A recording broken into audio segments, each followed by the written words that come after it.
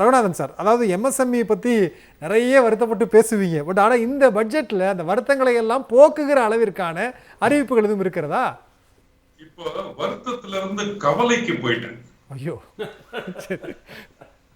ஏன்னா அதாவது 5 வருடங்கள் ஒவ்வொரு முறையும் எதிர்பார்த்து எதிர்பார்த்து எதிர்பார்த்து என்ன தேவைன்றத பலமுறை சொல்லி அதனுடைய அவசியத்தை உணராத ஒரு பட்ஜெட் வந்துகிட்டு இருக்கும்போது இந்த ஆண்டு இதை நீ செய்யாவிட்டால் நிலைமை முற்றிலும் கையை விட்டு போய்விடும் என்ற ஒரு சூழ்நிலையிலே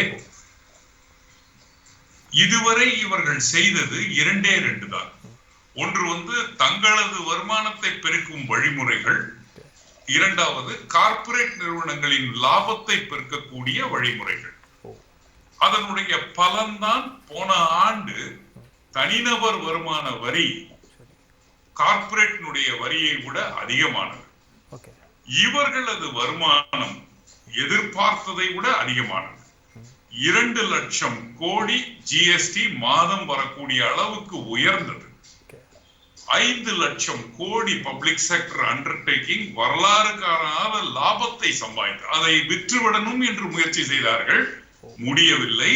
அதுதான் இவர்களுக்கு ஒரு பெரிய வரப்பிரசாதமாகவும் அமைந்தது. ஆர்பிஐயிலிருந்து வரக்கூடிய டிவிடெண்ட் வரலாறு காணாமல் வந்தது, அனைத்தும் இவர்களுக்கு வந்தது. கார்ப்பரேட்டுக்கு என்ன வந்தது? நாம் அவர்களுக்கு கார்ப்பரேட் டாக்ஸ்ல இருந்து வெய்வர் கொடுத்தோம், ப்ரொடக்ஷன் லிங்க்டு இன்சென்டிவ் கொடுத்தோம், 11 லட்சம் கடன்களை தள்ளுபடி செய்தோம். அவர்களது லாபம் உயர்ந்தது, அவர்களது பங்கு சந்தை குறியீடு உயர்ந்தது, அவர்களும் நன்றாக உயர்ந்தார்கள். இவர்கள் இருவரும் உயர்ந்ததிலே பாதிக்கப்பட்டவர்கள் சாமானியர்கள், சிறு குறு தொழில் நடத்துபவர்கள். இவர்கள் தானே இதுல பாதிக்கப்பட்டவர்கள். இந்த பாதிக்கப்பட்டவர்கள் எல்லாரும் சொல்லி பார்த்தாங்க. நேற்றைய எக்கனாமிக் சர்வேல கூட என்ன சொன்னாரு? 2 விஷயங்களை நம்ம சரியா கையாள தவறிவிட்டோம். ஒன்று வேலை வாய்ப்பு, இன்னொன்னு சிறு குறு தொழில்களின் நலன்கள்.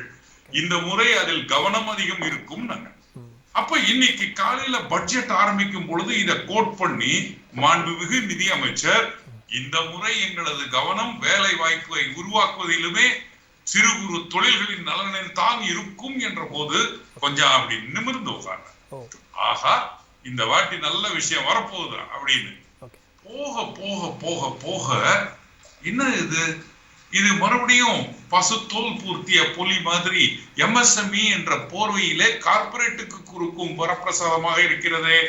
என்னது இது? இதை எப்படி நமக்கு உபயோகமாக இருக்கும்னு யோசிக்க ஆரம்பிக்கிறேன்.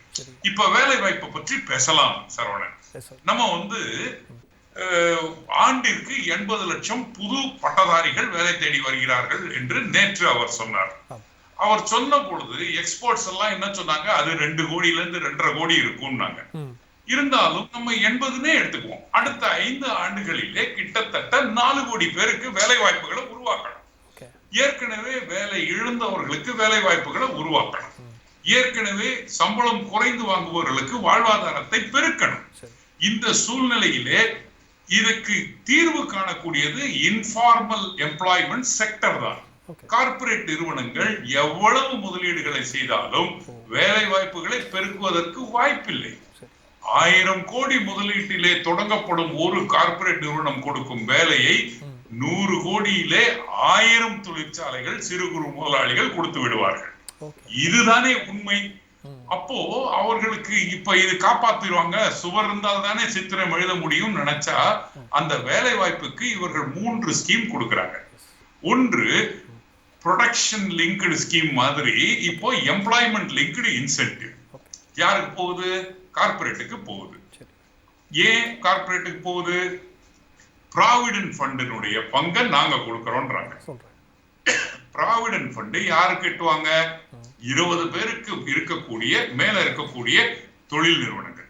அப்ப குறும் தொழில்களும் சிறு தொழில்களும் முக்கியமாக இதில் வரக்கூடாத ஒரு நிலை. சாரி. இரண்டாவதாக அவர்கள் கொண்டு வருவது 1 கோடி பேருக்கு 500 சர்வதேச நிறுவனங்கள்ல இன்டர்ன்ஷிப் கொடுக்கப்படும். அதற்கு 5000 ரூபாய் கொடுப்போன்றாங்க. 1 கோடி பேர் 500 நிறுவனங்கள்னா ஆண்டிற்கு 4000 பேர் இன்டர்ன்ஷிப் இருக்கக்கூடிய நிறுவனங்கள் எங்க இருக்கு? அப்ப அது ஆண்டுக்கு இல்ல 5 ஆண்டுக்கு 1 கோடி அப்படின்னு எடுத்துக்கிட்டோம்னா 800 பேருக்கு ஆண்டுக்கு இன்டர்ன்ஷிப் கொடுக்கக்கூடிய நிறுவனங்கள் எத்தனை இருக்கு? அப்ப நடைமுறையில் சாத்தியமில்லாத ஒரு கூறுகள். சரி, சிறு குறு தொழில்களை எப்படி காப்பாற்ற போறாங்கன்னு பாக்குறோம். நாங்க கேட்டது என்ன? சிறு குறு தொழில்களுக்கு தனியாக ஒரு வங்கி கொடுங்க. 2 கோடி வரை லோன் கொடுக்கறதுக்கு எங்களுக்கு ஒரு வங்கி இருந்தால் நன்றாக இருக்கும். ஏனென்றால் இப்பொழுது இருக்கக்கூடிய பெரிய வங்கிகள் பெரும் நிறுவனங்களுக்கு கடன் கொடுத்து விட்டு சீலிங்க முடிச்சிடுறாங்க. தனி நிறுவனங்களை கொடுங்க. வட்டி விகிதத்தை குறைச்சிருங்க. சிறு குறு தொழில்களுக்கு அவர்கள் இன்றைய உழைப்பு உங்களால் உறிஞ்சப்படுகிறது. நிறுவனங்கள் வேலை செய்கிறார்கள். நிறுவனத்தை நடத்தும் முதலாளிகள் 18 மணி நேரம் வேலை செய்து சம்பாதிப்பதில் 18% ஜிஎஸ்டியாக அரசு எடுத்துக் கொள்ளுகிறது. மற்றவை பேங்குக்கு இன்ட்ரெஸ்டா போகுது. இவர்களுக்கு 20% கூட கிடைக்க மாட்டேங்குது.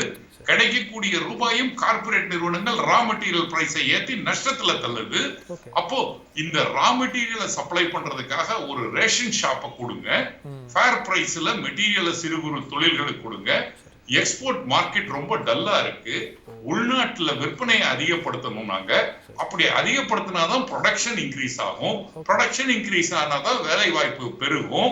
அதுக்காக மக்களுடைய கையில பணப்புழக்கம் இருப்பதற்கு வழி செய்யுங்கன்னா தங்கத்தினுடைய விலையை குறைக்கிறாங்க, மொபைல் போனுடைய விலையை குறைக்கிறாங்க, ஆனா பிளாஸ்டிக்னுடைய விலையை அதிகப்படுத்துறாங்க. நிச்சயமா சார். அப்போ எம்எஸ்எம்இக்கு ஒண்ணுமே செய்யலையா அப்படின்னா 2 கேள்விகள் முன்னோக்கி வேண்டியது இருக்கிறது. எம்எஸ்எம்இ வளர்ச்சிக்கு 100 கோடி ரூபாய் நாங்கள் ஒதுக்கீடு பண்ணுவோம். 20 தொழிற்பேட்டைகள் அமைக்கப்படும்.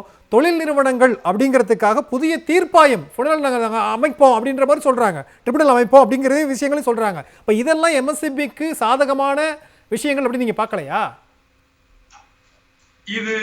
இதெல்லாம் ஏற்கனவே நடைமுறையில இருக்கிறதா. தொழில்பேட்டைகள் அமைப்பது அல்லது பார்க்கு அமைப்பது இதெல்லாம் நடந்துகிட்டே இருக்கிறதா. இருக்கிறவங்க காணாம போய்கிட்டு இருக்கிறாங்க. மீட் எடுக்கணும் தானே சொல்றது. நம்ம ஒண்ணு இல்லை. இப்போ நம்ம என்ன பண்ணிருக்கணும் அப்படின்னாக்க, தொழில் முனைவோர்கள் கஷ்டப்பட்டுக்கிட்டு இருந்தவங்க அந்த பிசினஸ் க்ளோஸ் பண்ணிட்டு புதுசா ஆரம்பிக்கிறதுக்கு ஒரு ஒன் டைம் செட்டில்மெண்ட் கொடுத்து காப்பாத்தி இருக்கலாம். நல்லா புரிந்து கொள்ள வேண்டும் சரவணன். இப்போ வேலை வாய்ப்புகளை பெருக்கணும்னா அது இன்ஃபார்மல் செக்டர்ல மட்டும்தான் முடியும். இன்ஃபார்மல் செக்டர்ல வேலை வாய்ப்புகளை உருவாக்கக்கூடியவர்கள் சிறு குறு தொழில் முனைவோர்கள்.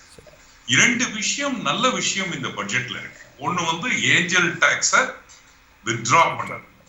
அதுவும் யாருக்கு அது போய் சேரும் அப்படின்னாக்க பெரும்பாலான கார்பரேட் இன்வெஸ்டர்ஸுக்கு அது போய் சேரும்.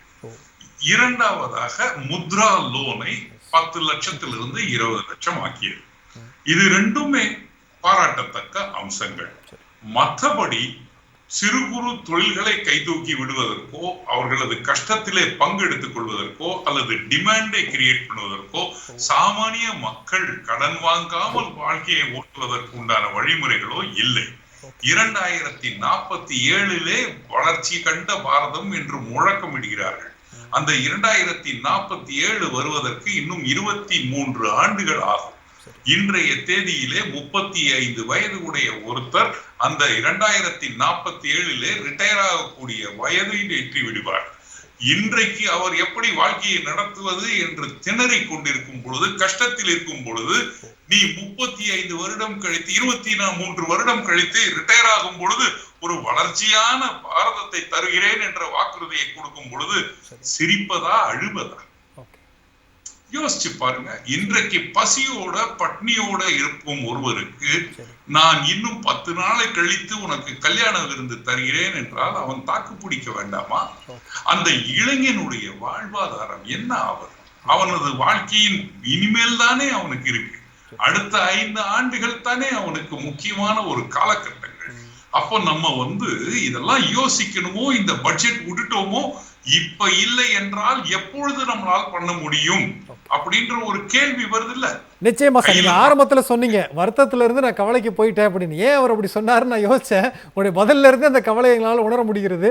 இணைப்பில் உங்களுடைய கருத்துக்களை பகிர்ந்து கொண்டதற்கு நன்றி ரகுநாதன் சார். நன்றி.